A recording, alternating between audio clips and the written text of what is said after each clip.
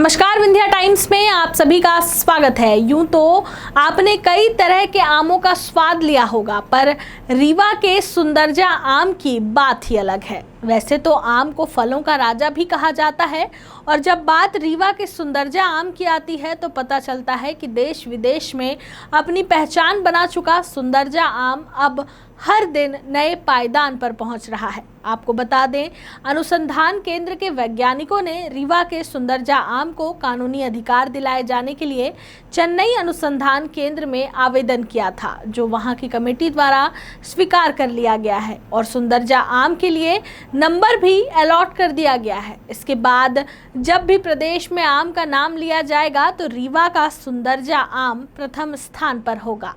देखिए ये रिपोर्ट। देश विदेश में अपनी पहचान बना चुका रीवा का सुंदरजा आम अब लगातार उच्च पायदान पर बढ़ता जा रहा है। कानूनी अधिकार पाने के लिए कुठुलिया अनुसंधान केंद्र के माध्यम से चेन्नई अनुसंधान केंद्र में किया गया आवेदन स्वीकार कर लिया गया है। इसके साथ ही अब जब भी प्रदेश के अंदर आम का नाम लिया जाएगा तो उसमें रीवा का सुंदरजा आम प्रथम स्थान पर होगा।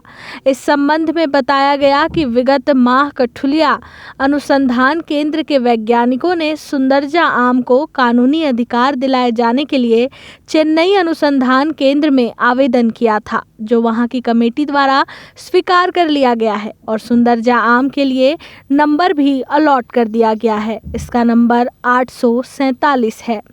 इसके बाद अब सुंदरजा आम एक बार फिर अपने नाम के लिए चर्चित होने जा रहा है। प्रदेश के अंदर इसका पहला स्थान होगा।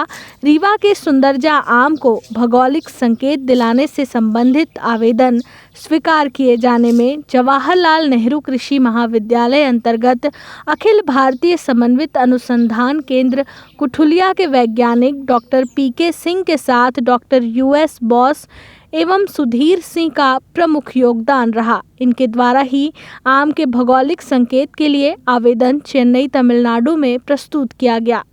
उल्लेखनीय है कि इसी के आधार पर सुंदरजा आम को उस क्षेत्र के लिए कानूनी अधिकार उस राज्य को भी दिया जाता है। सुंदरजा आम गोविंदगढ़ रीवा के लिए वरदान साबित होगा तथा फल विक्रेताओं को उसका लाभ प्राप्त होगा। साथ ही रीवा क्षेत्र की राष्ट्रीय स्तर पर नई पहचान बना सकेगी।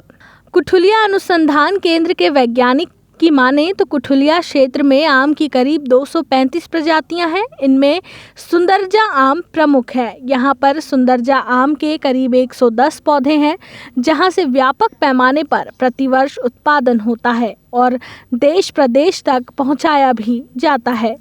इतना ही नहीं, गोविंदगढ़ में भी व्यापक पैमाने पर सुंदरजा आम के पेड़ हैं, जो उद्यानिकी विभाग के माध्यम से संरक्षित हो रहे हैं।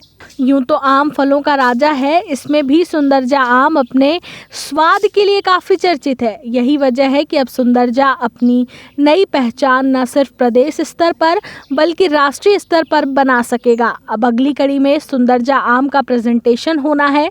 इसके बाद सुंदरजा आम को मापदंडों पर खरा उतरना होगा। उसके बाद विधिवत रजिस्ट्रेशन होगा और सुंदरजा आम को कानूनी अधिकार मिलेगा और साथ ही जीआई टैग भी मिल जाएगा।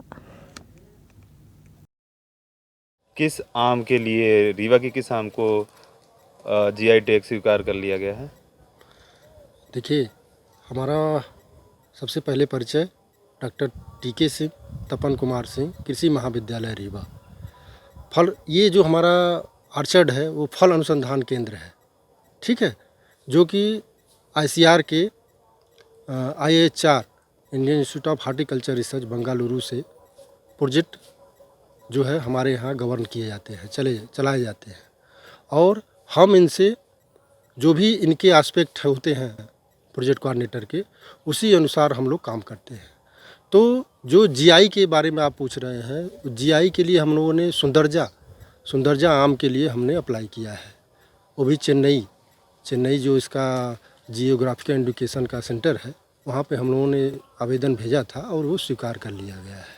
यहाँ के मार्केट में सबसे ज़्यादा प्राइस रहता है सुंदरजा आम की।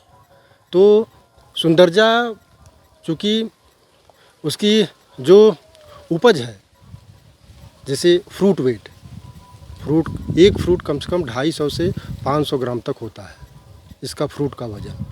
और इसमें जैसे छिलका जो होता है वो 12 से 14% होता है। और जिसको गुठली बोलते हैं, गुठली इसमें 10 से 12 होता है %, ठीक है। और पल्प जिसमें गुदा बोलते हैं, जो सुंदरजा आम की गुदा है वो लगभग 72 से 75% है इसकी गुदा, जिसमें ये पल्प पाया जाता है। तो और इस आम को, सुंदरजा के आम को हम जो स्टोर में कम से कम 7 डेज 8 डेज तक रख सकते हैं, 8 दिन तक, 7 दिन 8 दिन तक रख सकते हैं। और इसकी जो आम आफ्टर मैच्योरिंग जो आम पक जाते हैं और इसको जो आम का खुशबू है, जैसे हमने कट करके आम को, टेबल पर्पज आम है ये, और कट करके खाते हैं तो उसका करीब 1 से 1.5 घंटे तक हाथ में जो उसकी खुशबू बनी रहती है।